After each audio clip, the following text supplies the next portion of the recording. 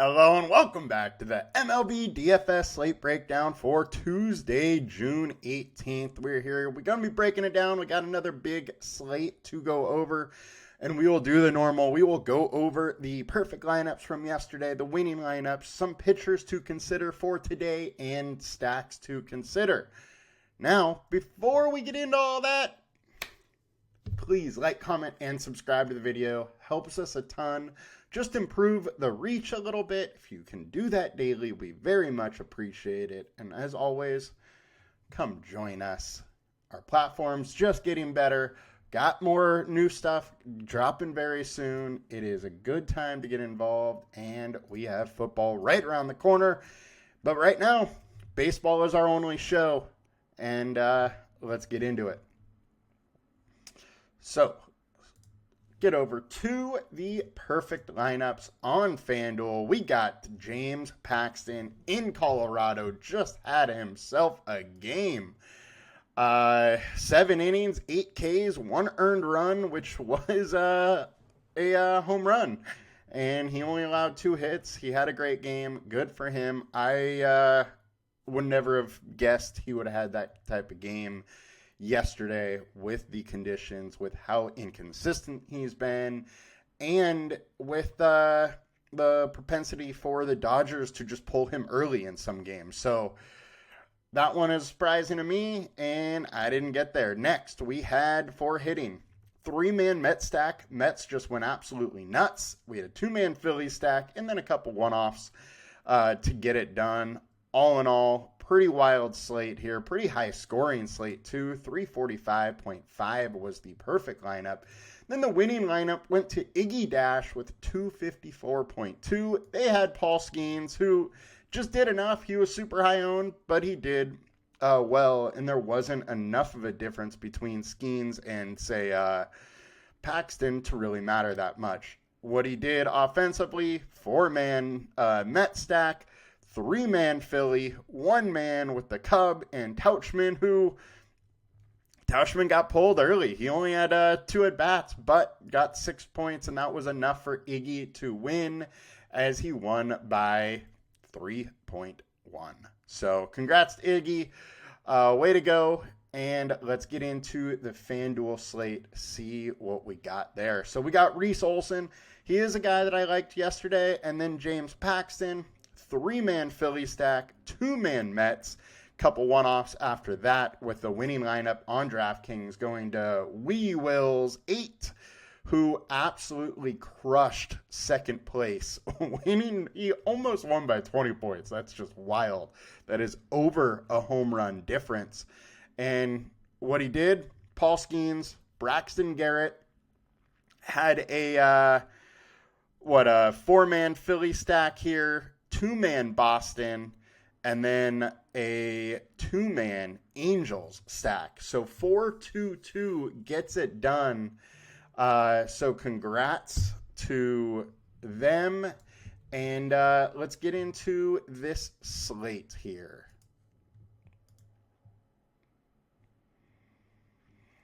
Now, what do we got today? So, highest owned pitcher, Alec Marsh. What is going on here? Pretty wild. Alec Marsh had a great game last time out versus the Yankees. 7 innings, 7 Ks. He got it done. Now he gets a big time downgrade in opponent versus Oakland. And he's generally better away. He's averaging 30% more, 31% more away. Oakland, very pitcher-friendly ballpark, and they're striking out a lot. So for that aspect, it looks a little interesting. He has a 24% K rate over his last 20. We got him at 2.4x. There is definitely upside here. He is, however, a fairly average MLB pitcher. So I think the median projection for him is very solid. We do have a little bit of a ceiling for him. We've seen him 3 times get into that 25-plus area, where he tends to be able to put it together a little bit, get 5, 6, 7 Ks, and have himself a game. But he also can get shelled a little bit. And while the Yankees' WOBA is pretty low versus righties, their ISO is actually decent, 180 over the last 150 games. However, in the short term, this Oakland offense has been awful. 108 ISO, 266 WOBA, 28% K rate. They have been really, really bad in the short term. So I think Alec Marsh is interesting. I think he is going a little higher owned than I would have liked, but I think you at least have to consider him. Next, we got Pablo Lopez, Rays versus Twins. You know, you never really want to face the Rays as an offense. However, they aren't as good this year as they were last year, but Pablo Lopez has not been good recently. 6.05 FIP over his last 5 starts. He has a 3.61 over his last 20. The 28% K rate has gone down to 22. He's just really struggled over the short term here, but he has faced the Yankees, the Nationals, the Rangers, Houston, Yankees, and Colorado. Colorado was at home, and he still got shelled. Well, I shouldn't say shelled. He only gave up 2 earned runs, but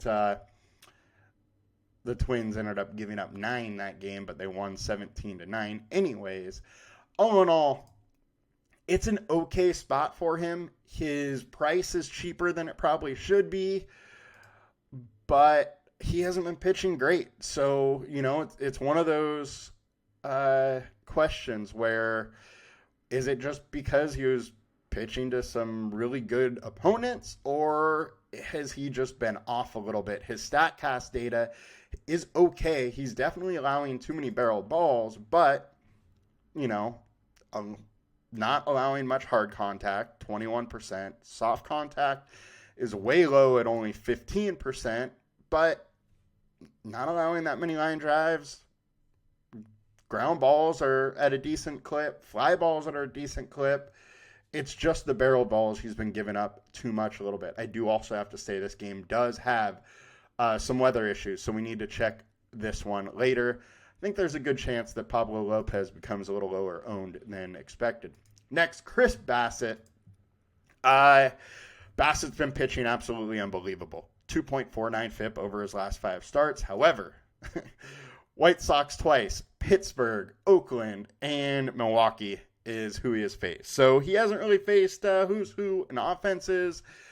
He's allowing too many stolen bases over the last 20 starts.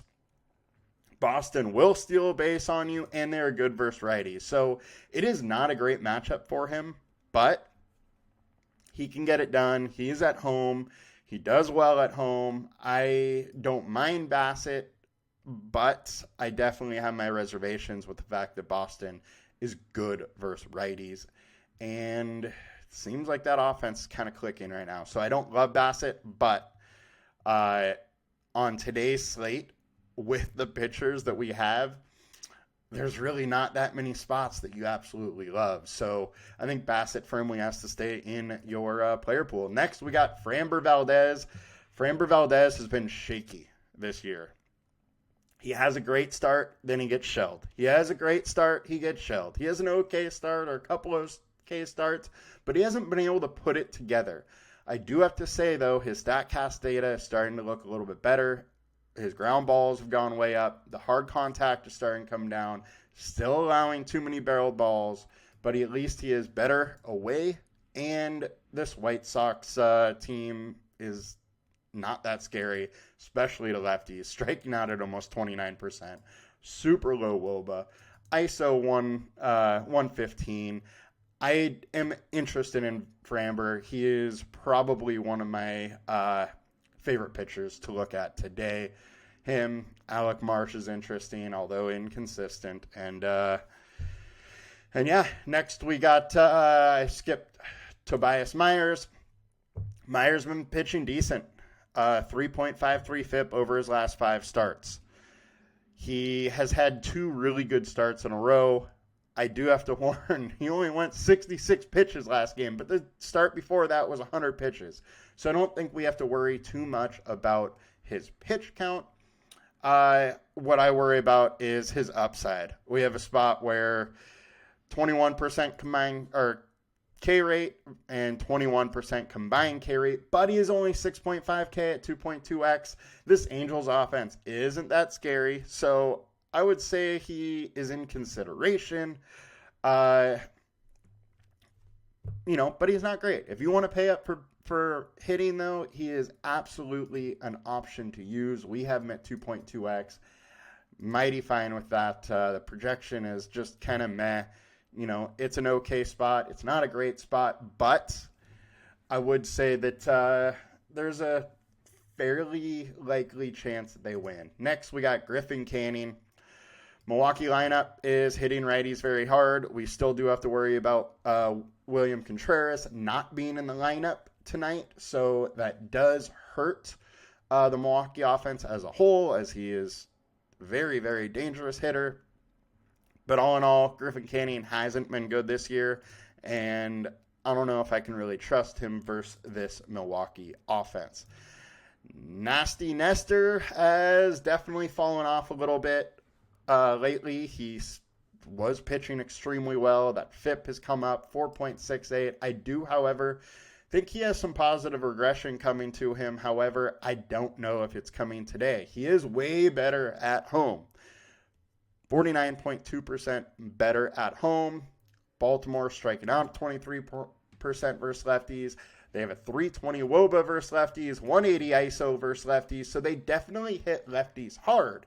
The wind is coming in from right field at Yankee Stadium today, but it is very warm. It's decent hitting conditions. I'm worried about taking some Nasty Nestor in this spot. However, he is going to be low owned, and we know he has a ceiling, so there is at least path to his success for DFS. But I got to worry about almost 59% fly balls, 37% hard contact, a lot of barreled balls. His StatCast data is definitely scary, but there's some upside with him. Walker Buehler has just not been himself. He has been getting shelled. Gave up 3 earned runs versus Texas, gave up 4 runs versus Pittsburgh, gave 4 runs versus Colorado in LA, and now he is in Colorado. Not a great situation for him, but this Colorado offense is not good. You can go here if you want because of who Walker Buehler has been in the past, but just he has not been that guy yet this year, so definitely a little bit apprehensive about taking him. Now, Justin Steele. This game in Chicago has absolutely great hitting weather. It's 90 degrees. It is 15 to 20 mile an hour winds blowing out to left. The issue here, we got 2 pitchers that are ground ball pitchers. Justin Steele averages 41% ground ball. However, his fly balls are at 41%. He has been allowing more fly balls than he generally does this season. Now, this number keeps dropping every start. I think he's figuring out his stuff a little bit, and you can definitely see he has by the 2.74 FIP over his last 5 starts. So, something's got to give here, though, because Giants are also very good versus lefties. 326 WOBA, 170 ISO. They do strike out a decent amount. This is an interesting spot. I could see Steele doing very good, keeping the ball on the ground, but I could also see him getting lit up. I don't mind some Giant stacks. Don't mind some Justin Steele in this spot. Next, we got Tanner Huck versus the Blue Jays. He is averaging 20% more fantasy points away. He has been absolutely dominant. Nobody's going there. And the Blue Jays offense really doesn't scare me that much. So I don't mind going here. Over the short term, 315 WOBA, 142 ISO. It's okay. It's, not anything to write home about. You'd think this offense would be better than it is. And we got a super low total. I think Tanner Huck is going a little overlooked on this slate. We have him at a 2.3x value. He's interesting to me. The issue with him is the upside.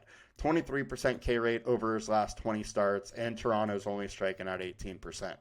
Only a 20% combined K rate at 10.3 is why people are not going here, but we don't have a lot of pitchers to pick from on this slate. And a guy going low owned that is a very good pitcher and has had a really good ceiling this year is interesting to me.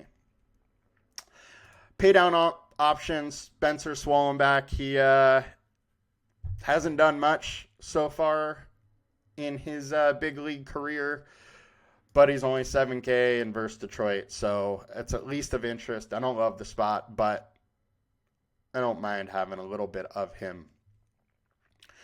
Savali, don't love the spot versus Minnesota. Severino is always hard for me to go to. At this point, he's kind of just an average MLB pitcher, but priced up because of his name. Don't love going against Texas, but Mets have been on fire. They're on a winning streak. You could do worse. Lorenzen against the Mets. Don't love that. The Mets have just been on absolute fire. Hogan Harris. Don't want to try and pick on KC as they crush lefties. 340 WOBA, 140 ISO.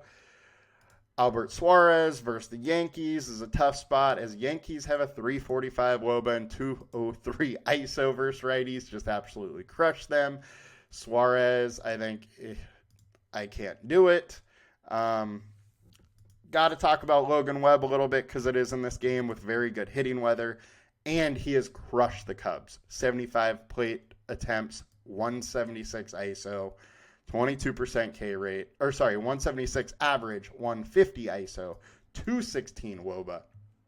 He's done very, very well versus this team, but he's averaging 20% less fantasy points away.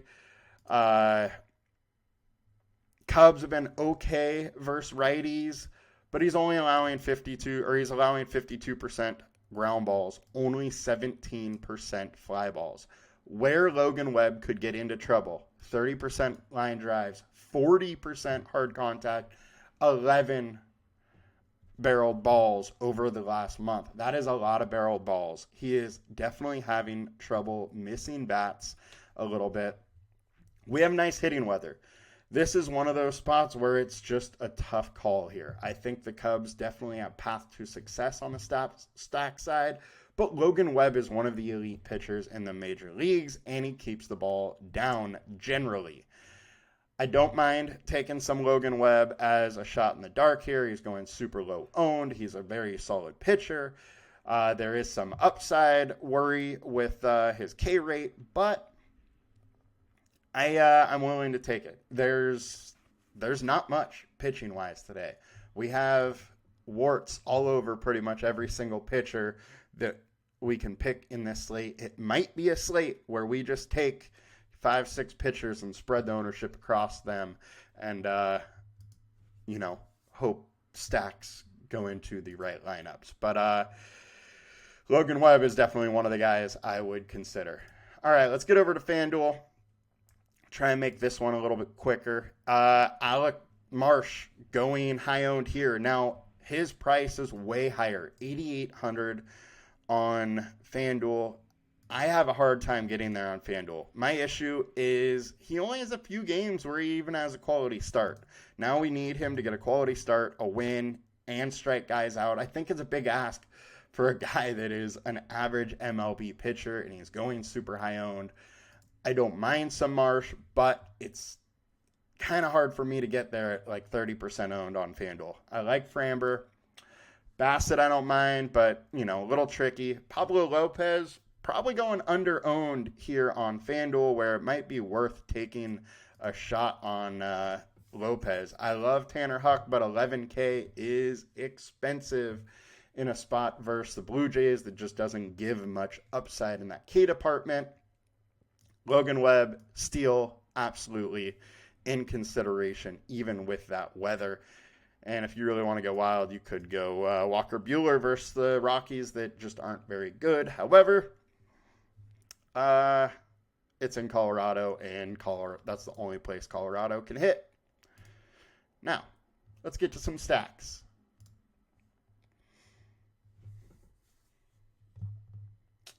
Our highest ceiling for the day. I do have to say that it is a pretty fun day stack-wise here in DFS land. We have 1, 2, 3, 4, 5, 6 games that are 9+ total. Couple others that are 8.5. I think there's so many different ways you can go today with stacks. In our highest ceiling, we got Boston and Baltimore and Dodgers. So Dodgers and Colorado definitely popping up. They are higher owned though, but they should be. It is Austin Gomber, and their bullpen is terrible. Boston versus Bassett. Bassett is a very good pitcher, but he can get got, and he gives up some steals. There's 10 stolen bases in his last 20 starts. I would say it's almost a certainty that Boston has at least one steal. They also hit righty as well, so I'm intrigued with some Boston for sure. Baltimore versus Cortez. They crush lefties. Cortez StatCast data is a little scary. Don't mind going there either. Now, our highest owned, we're going to have Dodgers all over this, I assume. And I don't mind it. It is a game in Colorado, but the hitting weather in Colorado is nowhere near like it was yesterday. We got 70-degree temps instead of 90, and the wind isn't blowing out. It is more of a side short wind today, so it's nowhere near as good of a situation. But still, Colorado and this Dodger offense is good, but no Mookie Betts. It is interesting because it makes the stacks way more affordable. However, also much less potent of an offense. So do what you will with that. I don't think we have to go to the Dodgers in this on this slate, but it is at least of interest. Now our highest projected stacks.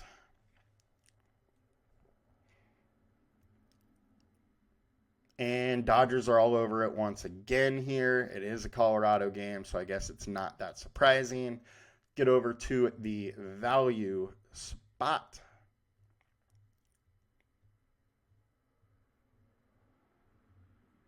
And we got White Sox versus Framber. Hey, Framber hasn't been that great this year, so it does make some sense to want to go there.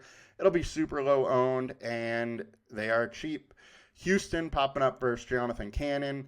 I think this is a great spot. Now, Cannon hasn't been bad. 3.45 FIP is good. His ERA has been way higher, so there's probably some positive regression here for Cannon, but Houston offense has been hitting pretty well. There still is no Tucker, so they aren't quite as good, but there's a lot of ways to get different and get a cheap offense with upside there, which is pretty intriguing. White Sox versus Hogan Harris. Royals versus Hogan Harris.